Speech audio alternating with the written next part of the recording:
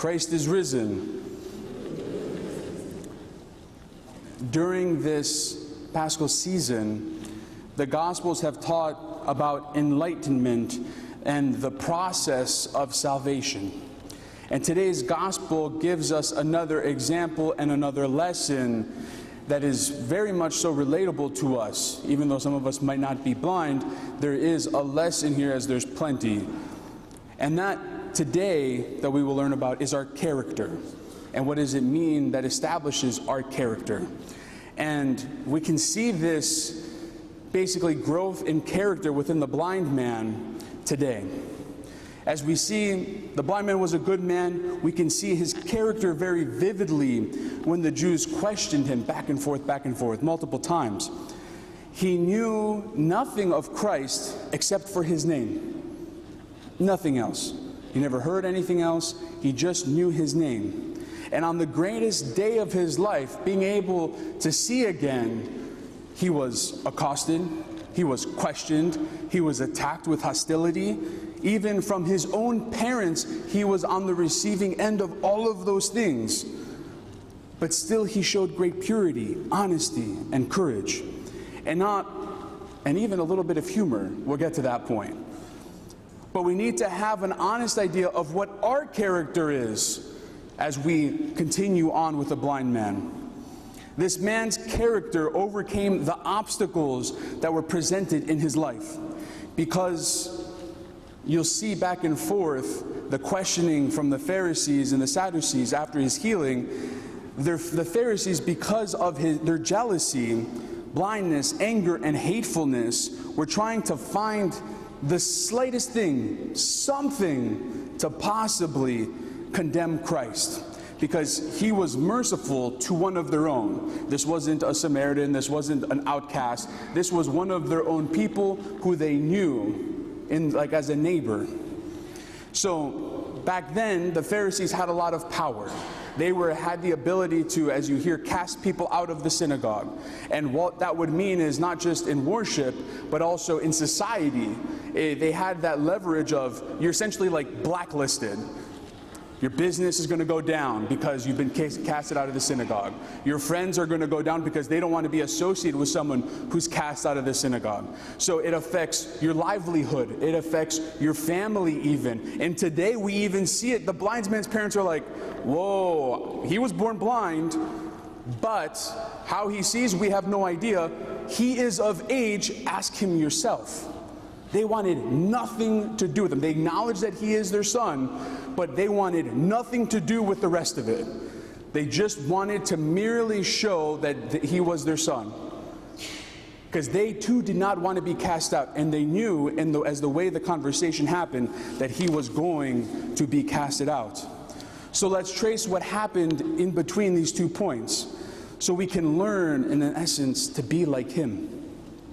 We hear that Jesus passed by, and this passing by, this entrance in a sense, can be seen symbolically as his incarnation, but to him himself, the presence of his coming is to heal and save this man and for us. He became incarnate so that he would address our every need. And I said it time and again, what does this mean for us? But there's nothing impossible with God. Because if he can make a man who is blind see, he can help us in the things that we have going on in our lives that we need his help with.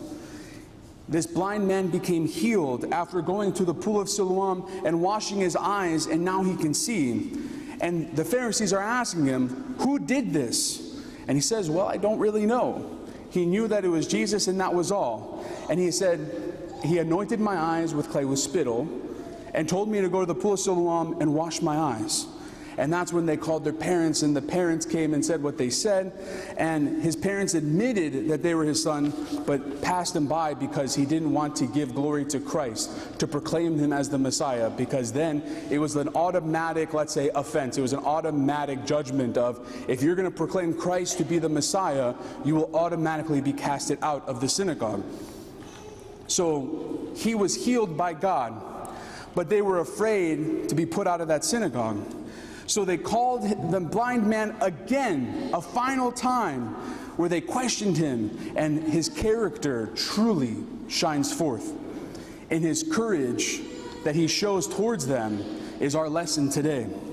It takes courage to be a Christian in today's time.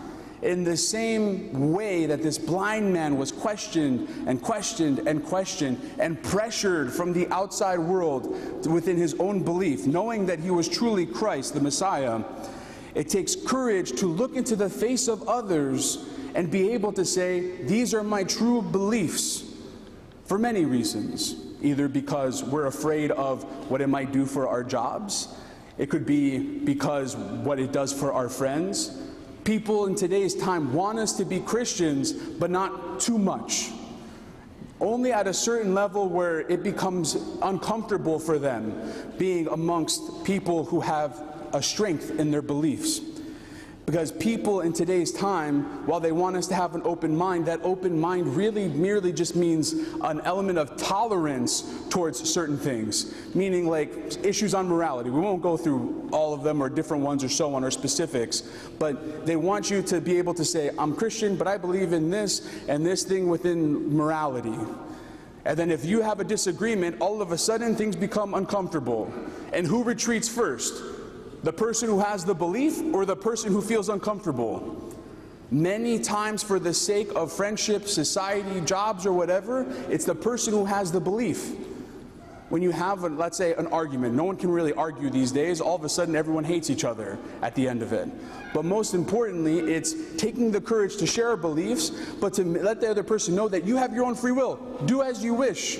God tells us to do this, this, this, and this. I choose to follow it with my own free will. But you can do whatever you want. The world does not see black and white like Christ shows us. But many people see plenty of gray. And I've said that before in another sermon. It gives us the time, though, to take the courage to acknowledge the right from wrong. That God exists and the devil exists. That there is a way of life and there is a way of death. It takes courage to acknowledge these things because it opens our minds not to the world, but to God. The only thing that we become tolerant of is if we allow it. So this man being questioned by the Pharisees goes back and forth, back and forth. I've told you a time and again, and you keep asking. He knew that they had no interest whatsoever about Christ. He knew they were trying to find something to implicate Jesus, to condemn him himself. And then he says to them, I've told you already. And this is where the humor is. Do you want to be his follower too?